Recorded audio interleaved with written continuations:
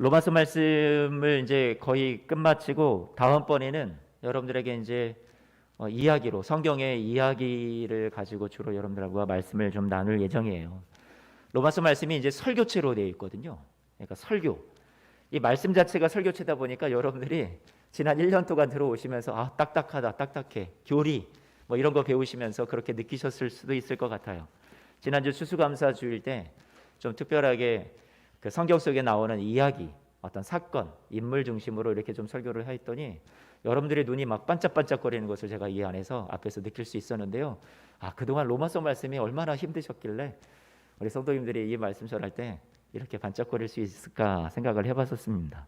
거의 다 왔습니다. 조금만 참으십시오. 오늘은 말씀을 은혜의 선순환이라는 제목으로 정해보았습니다. 은혜의 선순환.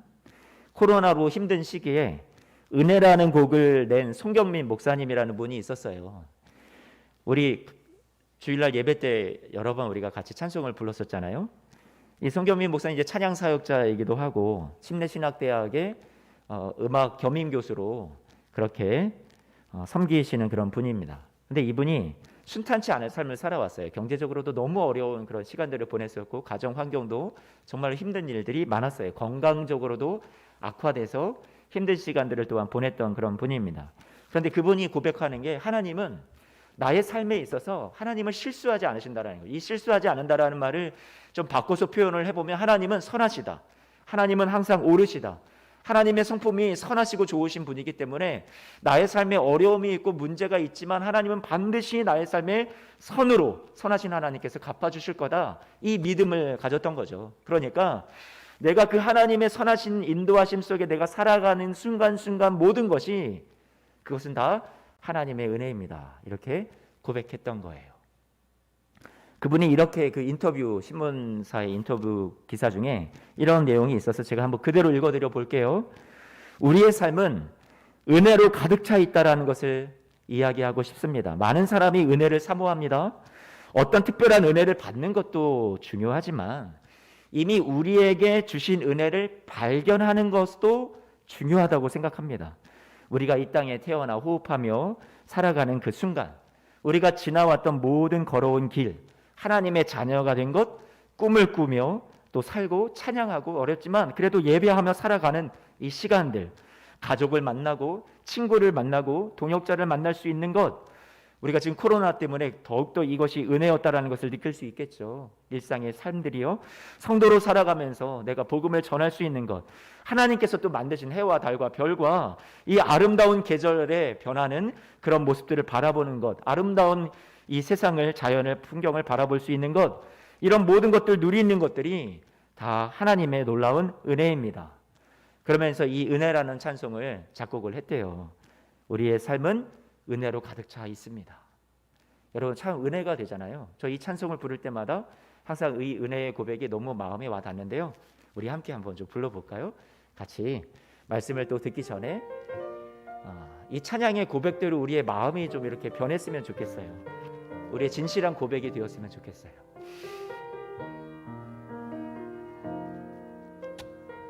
내가 누려왔던 모든 것들이 내가 누려왔던 모든 것들이 내가 지나왔던 모든 시간이 내가 지나왔던 모든 시간이 내가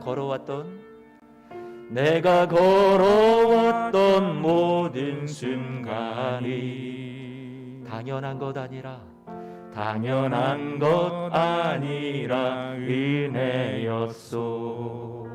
아침 해가 뜨고 아침 해가 뜨고 저녁에 노을 봄의 꽃향기와 가을의 열매 변하는 계절의 모든 순간이 당연한 것 아니라 우리 2절 찬송할까요? 우리 가슴에 손을 얹고요. 한번 고백해봐요. 내가 이 땅에 태어나 사는 것 어린아이 시절과 지금까지 어린아이 시절과 지금까지 숨을 쉬며 살며 꿈을 꾸는 삶 당연한 것 아니라 은혜 내가 하나님의 자녀로 살며 내가 하나님의 자녀로 살며 오늘 찬양하고 예배하는 오늘 찬양하고 예배하는 삶 복음을 전할 수 있는 축복이 복음을 전할 수 있는 축복이 당연한 것 아니라 당연한 것 아니라 은혜였소. 아멘. 모든 것이 은혜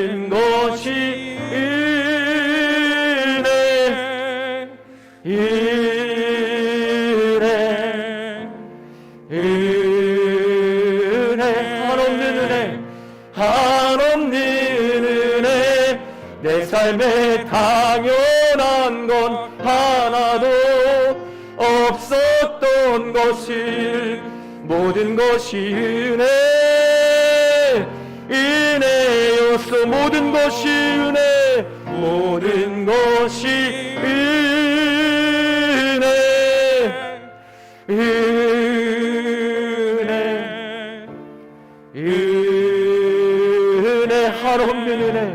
한없는 은혜 내 삶에 당연한 건 하나도 없었던 것을 모든 것이 은혜였소.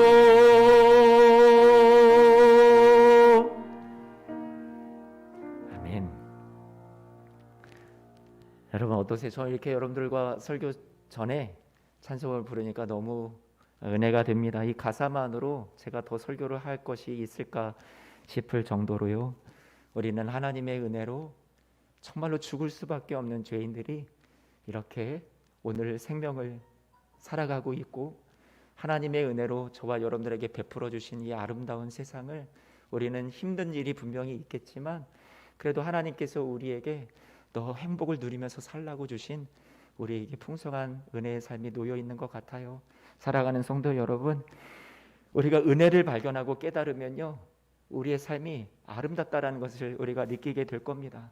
분명 하나님의 도우심이 그 가운데 있고 하나님의 위로가 있고 하나님께서 여러분들을 정말로 살리시기 원하시는 그 마음이 여러분들 삶의 곳곳에 숨어 있을 거예요. 우리가 그 은혜를 날마다 발견하면서 살아갔으면 좋겠어요. 사도 바울이 그 은혜를 발견하는 데 있어서는 정말로 1등이라고 생각이 돼요. 오늘 말씀을 제가 준비를 하면서 여러분들에게 사도 바울은 정말 자신의 삶에서 그리고 세상의 모든 것 가운데 은혜를 발견하는 데 있어서 정말 최고의 사람이구나. 그래서 오늘 사도 바울이 어떤 은혜들을 발견했는지 그리고 그 받은 은혜를 발견한 은혜를 어떻게 나누기를 어떻게 전하면서 살기를 원했는지를 오늘 말씀 속에서 우리가 살펴보기를 원해요. 사도 바울은 이런 나 같은 죄인 자격 없는 자를 택하여 은혜 주시고 또 받은 은혜를 전하는 영광스러운 직분을 주의 일꾼 삼아 주신 것을 하나님 앞에 하나님이 이건 은혜입니다 이렇게 고백했거든요. 그것이 오늘 16절 말씀 오늘 본문이에요. 16절 말씀 한번 볼까요? 이렇게 얘기하죠. 이 은혜는 곧 나로 이방인을 위하여 그리스도 예수의 어떻게 해요? 일꾼이 되게 하셨다라고 말씀하고 있어요. 바울이 생각할 때 이런 나 같은 죄인을 어떻게 하나님이 동역자로 삼아 주셨을까? 어떻게 이런 나에게 하나님께서 이런 귀중한 직분을 맡겨 주셨을까? 이것은 하나님의 은혜입니다. 이 은혜라고 고백을 하고 있다라는 거죠. 17절 말씀에 보니까 바울은 자랑할 것이 너무 많았던 사람이에요. 자신은 가말리엘이라는 당대의 최고의 석학 밑에서 율법을 공부했어요. 율법으로 치면 지금의 하버드 명성에 못지않게 당대에는 최고의 그런 학문을 배울 수 있었던 곳이었거든요. 자랑할 것이 많았죠. 학문적으로나 아니면 자기의 혈통적으로나 유대인 중에 유대인, 히브리인 중에 히브리인이라고 해서 그의 가문과 혈통이 매우 사람들한테 인정받을 만한 그런 사람이었던 거죠.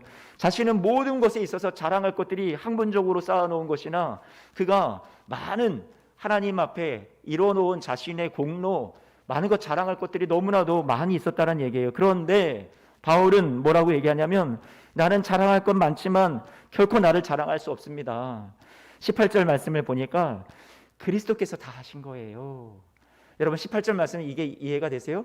그리스도께서, 내가 한 게 아니라 그리스도께서 이방인들을 순종하게 하기 위하여, 이방인들이 하나님의 말씀 안에 들어오고 하나님의 뜻대로 살아가는 삶을 살게 하기 위하여 나를 통하여 역사하신 것 외에 내가 감히 말할 수 있는 것이 없습니다. 바울이 말했던 것은 내가 지금까지 복음을 위해서 열심히 수고하고 뭐 했던 모든 것들이 내가 한 게 아니라 그리스도께서 나를 통하여 역사하신 것입니다. 지금 누구의 은혜를 자랑하냐면 그리스도의 은혜를 또 자랑하고 있다라는 거죠. 자기를 드러내지 않아요. 내가 했다라고 생각하지 않아요. 나를 자랑하지 않아요. 자신을 감추고요. 이 모든 것이 그리스도께서 나를 통해서 하신 것입니다. 그리스도를 높이고 있죠. 그리스도의 은혜라고 생각을 하고 있었던 거예요. 19절 말씀을 보니까 19절 말씀에는 또한 성령의 능력으로 이루어졌다라고 얘기하고 있어요. 자기가 예루살렘으로부터 시작해서 지금까지 곳곳에 방방곡곡 다니면서 복음을 전하며 편만하게 복음이 이루어진 것은 내가 아니라 성령의 능력이었다. 19절 말씀 보니까 성령의 능력으로 이루어졌으며 라고 말하고 있어요. 성령의 도우심입니다. 성령의 은혜입니다. 은혜를 지금 계속 자랑하고 있다라는 거예요. 아니 어디 하나 자기를 좀 드러낼 법한데 자신은 아무것도 자격도 없다라는 거예요. 내 공로도 아무것도 없다라는 거예요. 오직 그리스도의 은혜고 우리 성령께서 나를 도와주셔서 역사하셨기 때문입니다라고 오직 주님만 높이는, 은혜만 높이는 그런 바울의 모습을 보여주고 있습니다. 그리고 15절 말씀에 보니까 바울이 내게 주신 은혜 때문에 내가 이것을 너에게 썼다. 뭘 썼다는 얘기예요, 여러분? 이 로마서 말씀이요. 로마서 말씀을 바울이 내게 주신 은혜로 말미암아, 이 말미암아라는 말은 때문에라는 뜻이에요. 내게 주신 은혜 때문에 그 은혜가 나에게 동력이 되고 나에게 동기부여가 되어서 그 은혜가 나를 가만히 앉아있지 못하게 하고 이 복음을 다시 로마에 있는 성도들에게 전할 수 있도록 은혜가 나를 그렇게 감곤하여 역사하였다라고 바울은 지금 말하고 있는 거죠. 여러분 한번 생각을 해보세요. 로마에 있는 이 그리스도인들, 이 사람들이 지금 바울이 쓰는 이 편지 로마서 말씀을 받게 되었단 말이에요. 이들이 복음을 모르는 사람들이었나요? 아니요. 복음을 아는 사람들이었어요. 그런데 왜 또 다시 들어야 돼요? 이미 알고 있는 복음, 바울이 말하는 것은 소망하기는 너희가 지금 복음을 다 안다라고 해서 내가 지금 다시 너에게 쓰는 이 들려주는 이 복음에 대해서 이것을 외면하지 말아라. 이 복음을 내가 다시 들려주기를 원한다. 여러분 이게 중요한 거예요. 지금 복음을 들었지만 복음의 은혜, 그 감격, 그것을 생생한 그 은혜와 감격을 많이 상실했을지도 모르겠어요. 상실해 버렸을지도 모르겠어요. 바울은 자신 안에 이 넘쳐나는 복음에 대한 은혜와 감격을 다시 이 로마서 말씀을 집필을 하면서 이 교회 로마에 있는 성도들에게 이 복음에 우리 다시 한번 젖어들자. 이 복음의 감격을 우리가 다시 한번 가슴으로 받아내고 이 복음대로 우리가 한번 살아보자 하면서 복음에 대해서 이 로마에 있는 성도들에게 다시 들려주는 이야기가 이 로마서 말씀이라는 거죠. 생전에 출애굽기 이 말씀을 보면 만나를 경험해 보지 못했던 이스라엘 백성들이 출애굽해서 이집트에서 빠져나와서 하나님이 내려주시는 만나, 하늘의 양식, 우리가 지금으로 말하면 하나님의 말씀을 먹었단 말이에요. 그런데 이것을 받아 먹을 때 처음에 이들의 고백이 무엇이었냐면 출애굽기 16장 31절 말씀을 보니까 뭐라고 얘기를 해요? 만나라. 그 이름을 만나라. 사람들이 이것을 먹자마자 이것이 무엇인고? 이게 만나라는 그 히브리 말이에요. 그 말을 그대로 백성들이 내뱉었던 말 그대로 이게 이름이 지어진 거거든요. 이게 뭐지? 너무 맛있었던 거예요. 감탄이 나온 거예요. 탄성이 나온 거죠. 이게 뭐지? 그 맛이 어떻다고 그랬어요? 꿀 섞은 과자 같았더라. 너무 기가 막히게 맛있었다는 얘기예요. 처음에 입맛에. 그런데 나중에 이들이 계속 주어지는 이 만나에 대한 하나님의 공급하심에 대해서 나중에는 어떤 말들이 나오냐면 어떤 말들이 나와요. 민수기 11장 6절 말씀을 보니까 이렇게 말합니다. 이 만나 외에는 보는 것이 아무것도 없다.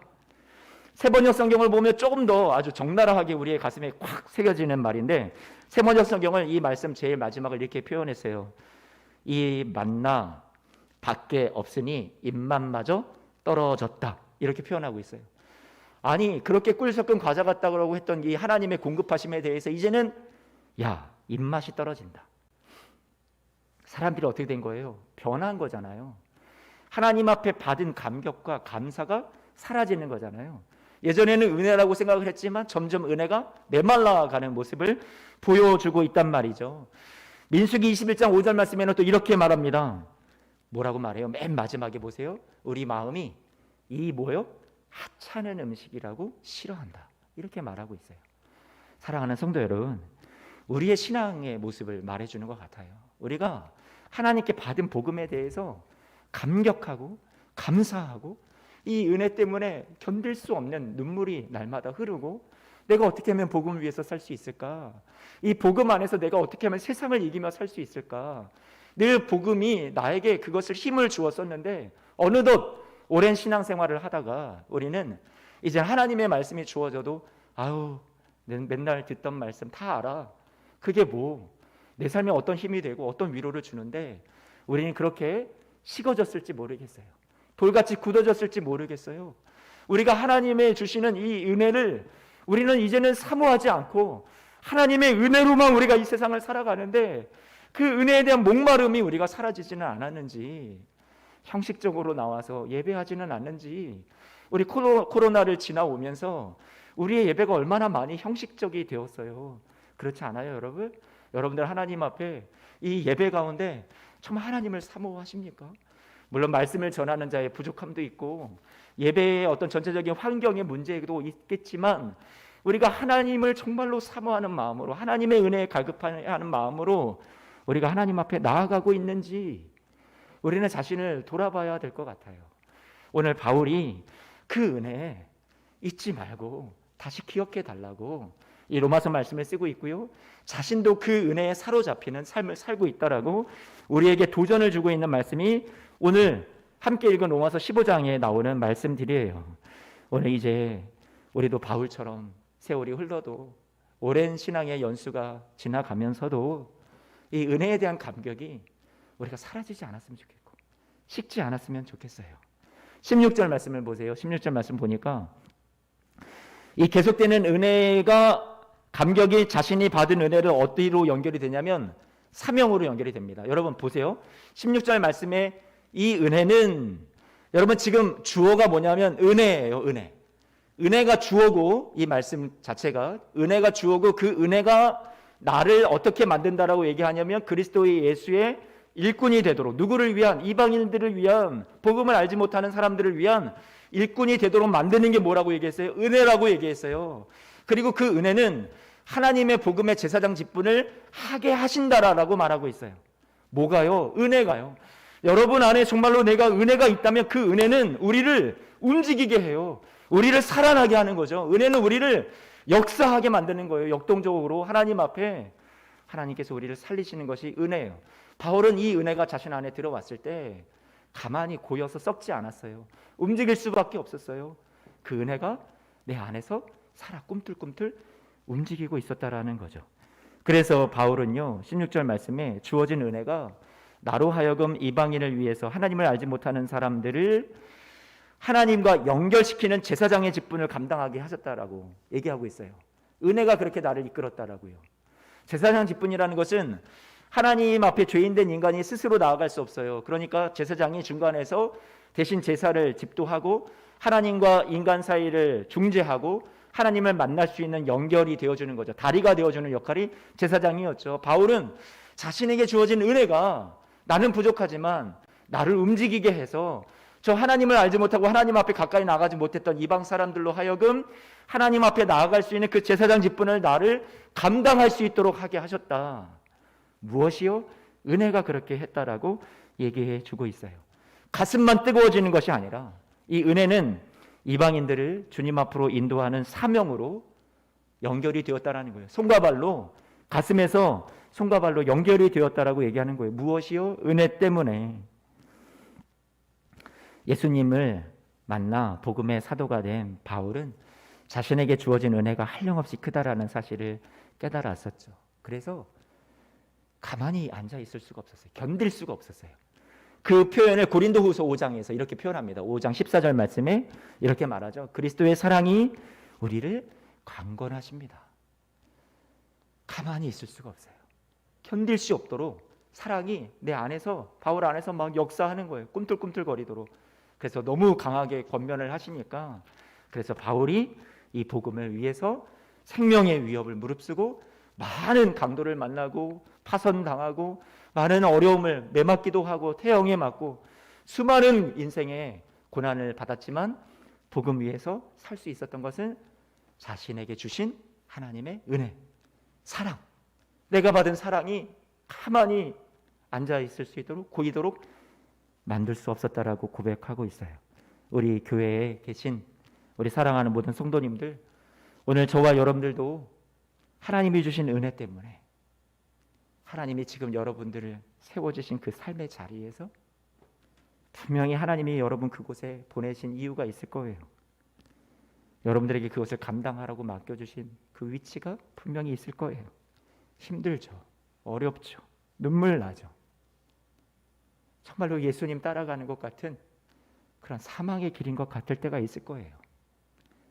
그런데 그 모든 것을 견뎌내고 걸어갈 수 있도록 도와주시는 것이 오늘 바울의 은혜였듯이 저와 여러분들도 그 하나님의 도우시는 차고 넘치는 충만한 여러분의 삶에 계속해서 부어주시는 은혜 때문에 여러분들이 이 모든 것을 다 감당해내시는 우리 사랑하는 모든 성도님들 다들 되시기를 축복합니다.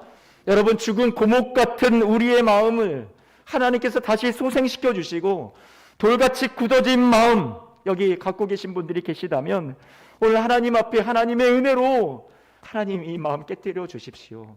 부드러운 마음 하나님 제 안에 허락해 주십시오. 같이 우리가 기도하는 마음이 있었으면 좋겠어요.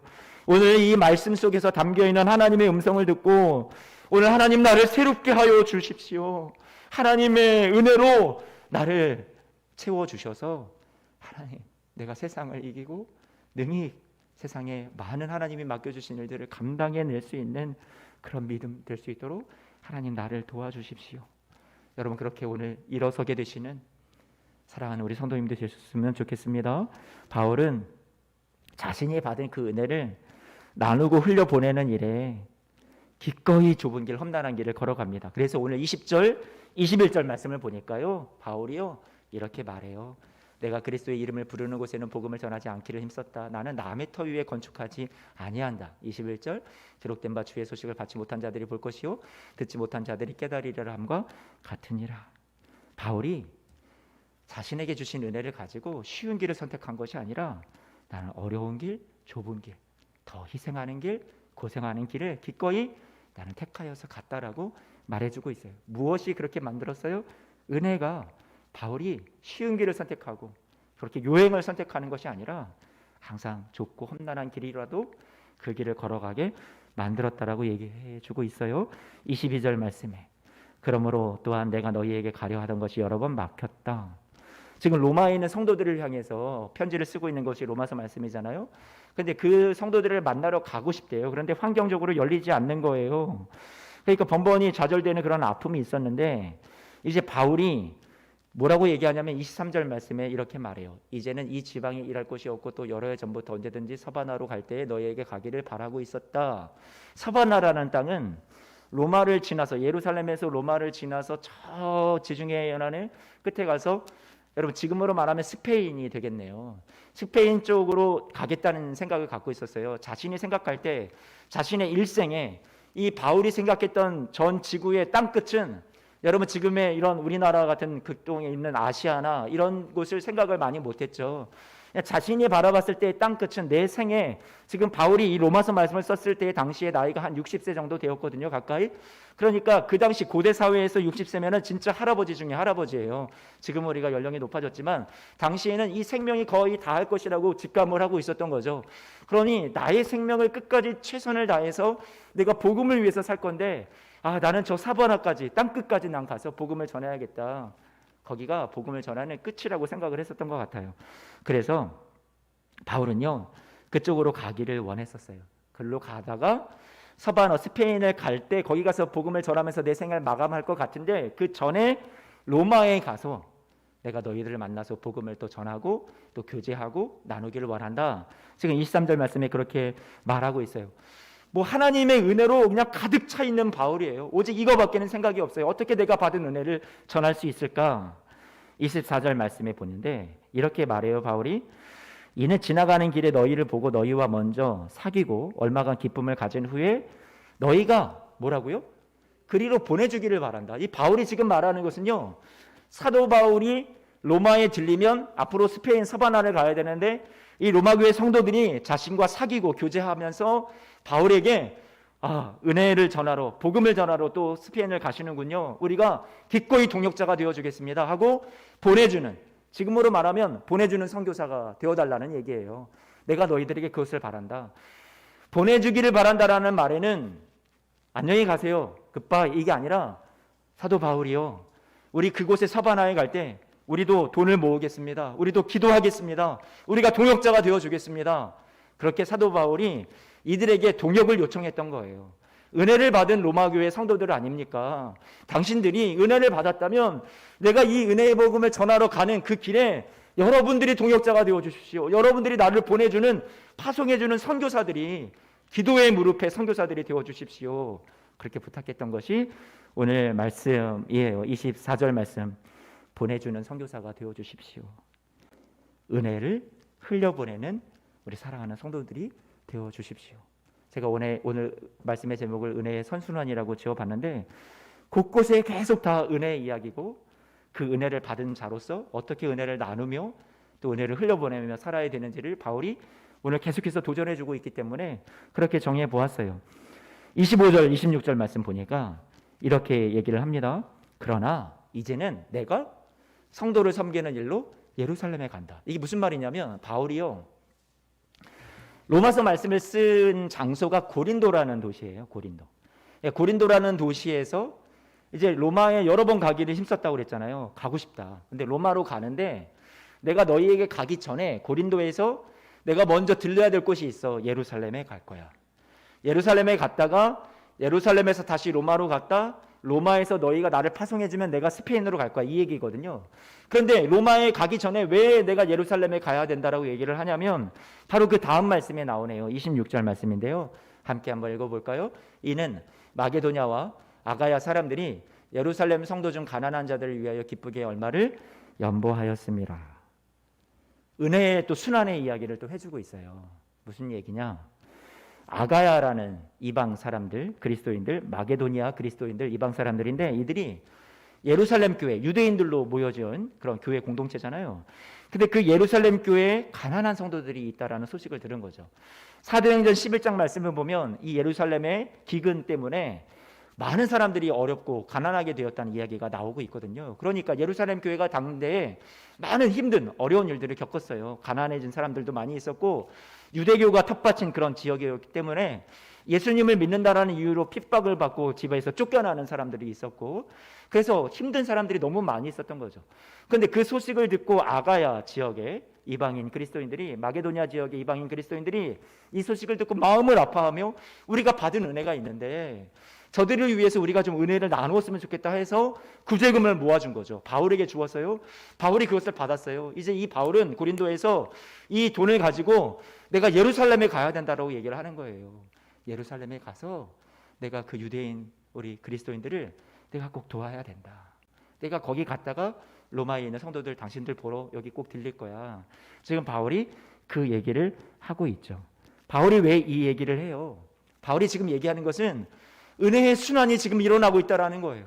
저 이방인들 가운데, 복음을 알지 못했던 사람들 가운데 그들이 복음을 영접하고 나서 자신 안에 은혜가 들어오니까 어려운 사람들을 보고 가만히 있을 수가 없어서 그들이 예루살렘 교회 성도들을 위해서 돕는 손길들이, 은혜를 베푸는 손길들이 일어났다는 것을 지금 바울이 얘기해 주고 있는 거죠. 그래서 27절 말씀에 이렇게 말합니다. 27절 말씀 우리 함께 한번 봐요. 저희가 어떻게 했다고요? 억지로 했다고요? 아니요. 기뻐서 하였거니와 또한 저희는 그들에게 빚진 자니 만일 이방인들이 그들의 영적인 것을 나눠 가졌으며 육적인 것으로 그들을 섬기는 것이 마땅하니라. 이 무슨 말일까요? 뭐 영적인 것, 육적인 것. 이방인들은 하나님을 알지 못했던 사람들이, 하나님과 담쌓고 원수로 지냈던 사람들이었어요. 그런데 그들이 누구를 통해서 이 복음을 알게 됐냐면 예수님도 유대인을 통해서, 유대의 혈통을 통해서 이 세상에 오신 거고 하나님께서 유대인에게 주셨던 그 구약의 하나님의 약속을 따라서 결국 이 복음이 주어진 것이거든요. 그러니까 이방 사람들이 복음을 받게 된 것은 유대인들의 영적인 것이 자신에게 선물로 넘어온 곳이라는 얘기예요. 그러니까 영적으로 우리가 은혜를 받았으니 이방 사람들이, 그러니까 이제는 육적인 것, 물질적인 것으로 이 예루살렘에 있는 유대인들을 너희들이 돕는 것이, 이 사람들이 돕는 것이 당연한 것이다 라고 지금 27절 말씀에 얘기해 주고 있어요. 마땅한 거구나. 은혜 받았으면 은혜 받은 것을 우리가 갚을 길은 내가 영적인 은혜를 받았어도 육적으로, 물질로, 다른 모든 데의 삶을 통해서 갚는 것이 당연한 것이라고 지금 바울이 말해주고 있는 거죠. 사도 바울이 고린도 교회에서 예루살렘의 가난한 그리스도인들을 위해서 구제할 것을 호소할 때 고린도후서 8장 말씀을 하고 있는데 이렇게 말하고 있어요. 뭐라고 얘기하냐면 이렇게 얘기하죠. 우리 주 예수 그리스도의 은혜를 너희가 알거니와. 여러분 은혜를 아십니까? 예수 그리스도께서 여러분에게 베푸신 은혜를 아십니까? 그 은혜는 무엇이었냐면 부유하신 그 주님께서 우리를 위해서 가난하게 되셨습니다. 그분이 가난해지심으로 우리가 부유하게 된 거예요. 우리가 영적으로 생명을 얻었고 예수 그리스도 안에서 참된 풍성한 삶을 우리는 영적인 그런 복을 누리면서 살아가는 존재가 되었다라는 거죠. 그러니 그 은혜를 안다면 여러분도 예루살렘 교회 성도들을 위해서 가난해지십시오.